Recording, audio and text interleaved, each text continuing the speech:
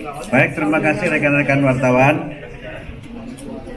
Ini saya didampingi oleh mitra kami dari Komisi 10 yang full tim, Ibu Ketua, Ibu Hetifah, kemudian anggota Pak, ini tokoh penting ini beliau, saya kira sudah tidak perlu saya kenalkan ya. Kemudian Bu Imah juga sudah tokoh penting juga, yang di sebelah kanan Ibu Dirjen GTK.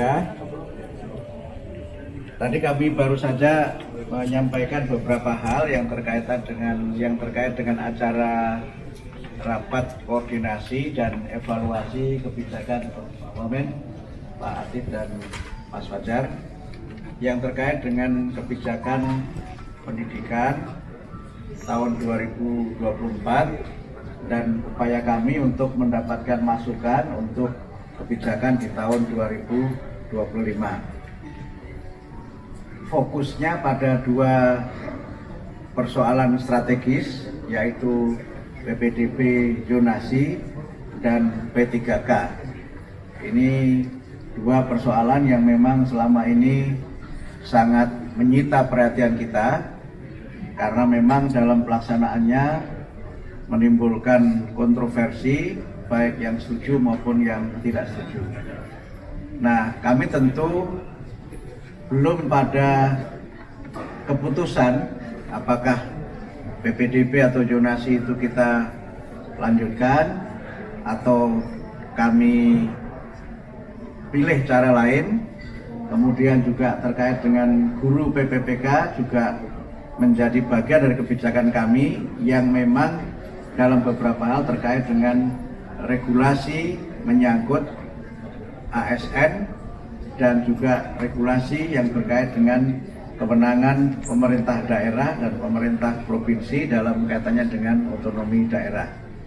Jadi forum ini sekali lagi adalah forum di mana kami mendengar, kami meminta masukan dari para kepala dinas pendidikan seluruh Indonesia agar ke depan kebijakan strategis dan juga beberapa program strategis itu dapat terlaksana dengan sebaik-baiknya. Semangat dari zonasi tentu sangat kita apresiasi karena pelayanan pendidikan yang bermutu untuk semua dapat diberikan di lingkungan sekolah yang dekat dengan tempat tinggal para murid. Tapi memang ini di lapangan kami mendapatkan banyak masukan terkait dengan persoalan-persoalan teknis di lapangan dan juga persoalan yang berkaitan dengan mutu dari layanan pendidikan di sekolah-sekolah sebelum ada zonasi dan setelah zonasi diterapkan. Kemudian terkait dengan guru P3K, kami sampaikan bahwa selama beberapa minggu ini kami beraudiensi didampingi para wakil menteri dan para dirjen ke beberapa organisasi yang menyelenggarakan pendidikan. Dan memang terdapat masukan yang sangat besar ya kami terima supaya penempatan guru PPPK ini dapat dievaluasi. Penempatan guru P3K hanya di sekolah negeri saja itu ternyata menimbulkan masalah, dan juga tadi Pak Wakil Presiden menyampaikan ada masalah di mana satu daerah itu memiliki kelebihan guru dan daerah lain kekurangan guru. Mungkin juga ada sekolah yang juga kekurangan guru, bahkan mungkin satu sekolah hanya satu guru saja.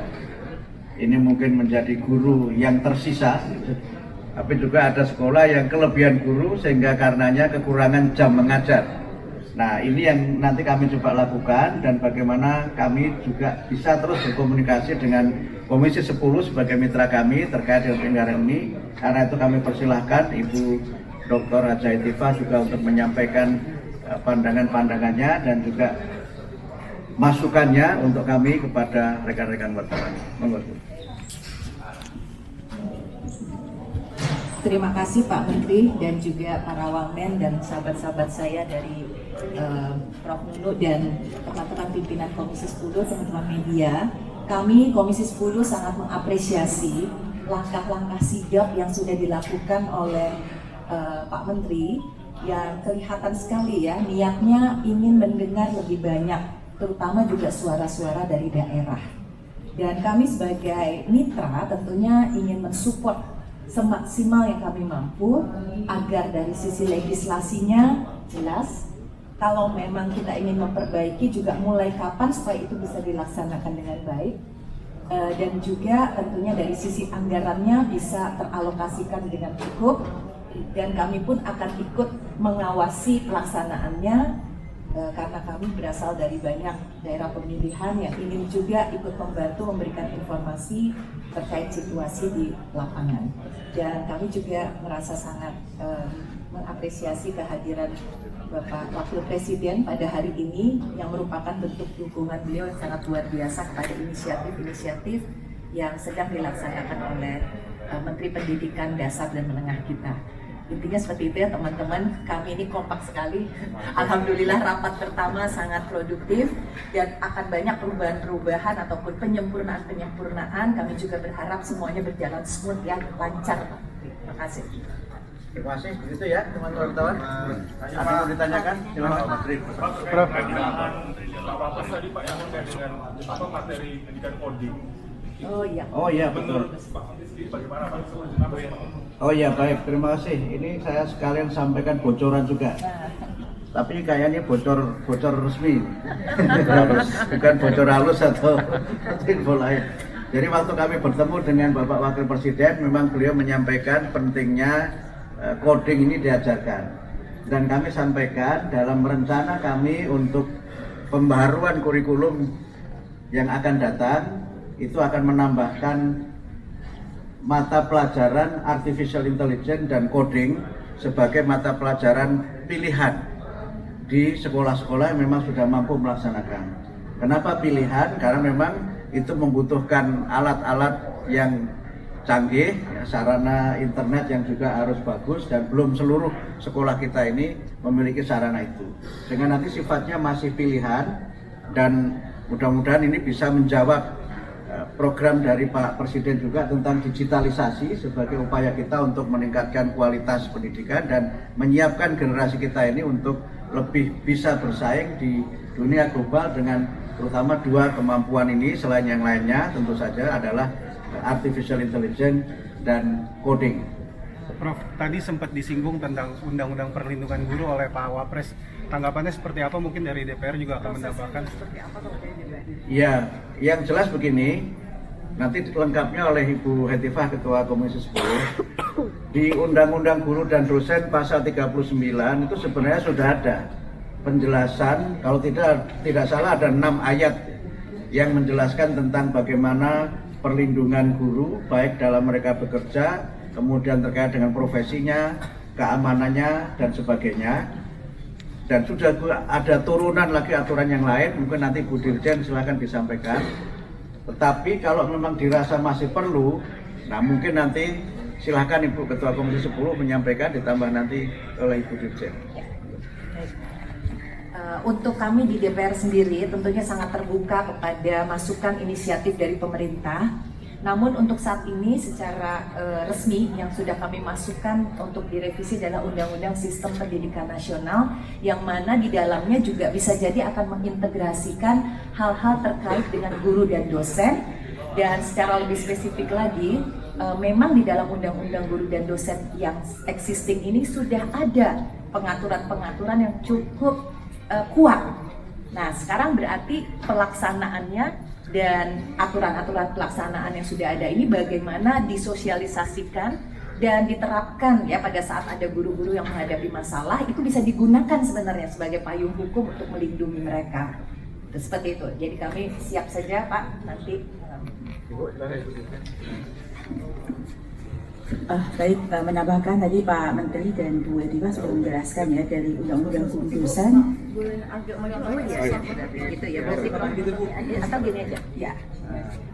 Jadi dari Undang-Undang Guru Dosen sudah ada, kemudian turunan Permendikbudnya juga sudah ada. Lalu di Permendikbud itu sudah ada amanat petunjuk teknisnya, juga sudah disiapkan juknisnya. Hanya tinggal masalah implementasi. Nanti kami akan memperkuat lagi sosialisasi dalam tahap implementasi dari Ditjen Guru dan Tenaga Kependidikan. Terima kasih. Pak, terkait dengan renovasi sekolah, rapat terakhir di DPR kan komisi meminta untuk berkoordinasi dengan PUPR dan Bapak meminta solusi yang moderat kepada Wapres. Sejauh ini gimana Pak? Sudah ada solusinya? Saya berencana bertemu dengan Pak Menteri Pekerjaan Umum karena sekarang PR-nya sudah pindah ke tempat lain dan anak sekolah sudah banyak PR juga kan. Jadi kami sudah bicara dengan Pak Menteri Pekerjaan Umum waktu ketemu di Sentul dan sedang diatur waktu untuk duduk bersama bagaimana agar mekanisme pelaksanaan rehab sekolah itu dapat kita cari jalan keluar yang memungkinkan untuk tadi Pak Wakil Presiden menyampaikan pelaksanaannya bisa tepat sasaran dan juga dapat dipenuhi dalam waktu yang tidak terlalu lama. Karena itu juga termasuk program prioritas dari Bapak Presiden. Selama ini evaluasi sementara ketika masih dilaksanakan oleh Menteri PUPR itu salah satu kendalanya adalah pelaksanaannya tidak bisa cepat karena hanya melalui satu kementerian. Kalau misalnya nanti bisa dicari jalan keluarnya, misalnya waktu kami sampaikan kepada Pak Wakil Presiden waktu bertemu itu bisa double track, maka bisa PU juga melaksanakan, kami juga melaksanakan. Upaya kita untuk bisa memperbaiki sarana dan prasarana pendidikan khususnya fasilitas fisik yang rusak itu mudah-mudahan dapat dilaksanakan lebih cepat lagi. Pak, soal banyaknya penolakan terkait UN itu gimana Pak? Bagaimana? Banyaknya penolakan UN sampai ada petisi itu bagaimana Pak? Oh belum, kami masih akan ada lagi acara seperti ini, mengundang para ahli, para pelaku dan juga para pengamat, termasuk juga nanti wartawan juga bisa kita undang untuk ikut memberikan evaluasi tentang UN. Ini memang juga menjadi isu yang cukup mengemuka dan sekali lagi sebulan ini kami ingin menjadi pendengar yang baik sebelum mengambil keputusan. Termasuk mendengar zonasi juga, Prof? Ya, soal zonasi juga nanti kami akan ambil keputusan juga soal itu. Dan pesannya Pak Presiden kan memang ojo ke susu. Ojo ke susu itu bahasa Indonesianya jangan tergesa-gesa, jangan terburu-buru. Kita dengarkan semuanya, kita kaji dengan seksama. Mudah-mudahan nanti kita bisa ambil kebijakan yang terbaik sehingga sekali lagi visi kami pendidikan bermutu untuk semua ini juga menjadi bagian dari layanan yang juga berlangsung dengan baik di lapangan. Soal tadi nanti anggarannya berapa, saya kira sudah ada anggarannya di tahun 2024 sudah diputuskan, kita tahun 2025. Tinggal teknisnya nanti kami akan bicara dengan Pak Menteri Keuangan, Pak Menteri PU Pekerjaan Umum dan juga dengan Ibu Menteri Keuangan karena memang sebagian juga dananya ada di Menteri Keuangan. Prof, mengenai matematika yang masuk TK gimana Prof nanti? Oh itu sudah keputusan, tinggal nanti teknis pelaksanaannya saja sehingga bahkan kami juga sudah mencoba untuk menyiapkan platform untuk pembelajaran matematika di TK dan sekolah dasar. Dari masa dalam 20 tahun ini Prof, atau mulai kapan yang di TK itu? Kan memang literasi numerasi itu kan sudah menjadi bagian dari materi yang diajarkan kan sejak dini itu. Tinggal nanti persoalannya adalah bagaimana teknis mengajarnya.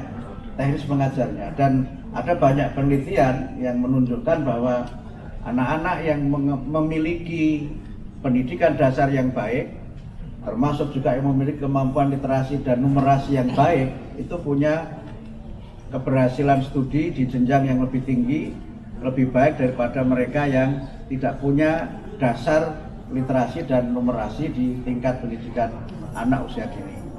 Kemudian yang kedua juga salah satu dari prinsip pembelajaran di TK dan juga SD pada kelas-kelas awal adalah penguatan sosialisasi supaya mereka bisa mengenal norma-norma sosial yang berlaku, kemudian juga karakter-karakter utama yang membentuk kepribadian mereka. Dan perlu dipahami bahwa matematika untuk TK ini tidaklah yang hitung-hitungan rumit. Hitung-hitungan rumit biarlah Komisi 10 yang menghitung. Tapi nanti sesuai dengan prinsip pedagoginya, matematika di tingkat taman kanak-kanak dan SD awal itu, kalau TK itu kan bermain sambil belajar. Jadi ditekannya pada bermain. Kemudian kalau SD awal itu belajar sambil bermain, sehingga belajar itu semuanya disampaikan dengan cara yang sangat menggembirakan, tidak ada target-target yang tinggi, karena penekanannya adalah pada prinsip-prinsip logika dari matematika dan mengajarkan matematika sesuai dengan tingkat pendidikan anak TK juga anak SD pada kelas-kelas awal itu. Prof, Oke, keputusan final siap. soal zonasi ini paling lambat nanti akan disampaikan. Oh, belum. Saya kira itu belum akan kita ambil karena sesuai dengan arahan Pak Presiden, ojo kesusu, jangan Oke. tergesa-gesa. Sip. Terima kasih teman-teman. Terima kasih ya. Silakan Pak Menteri untuk kembali.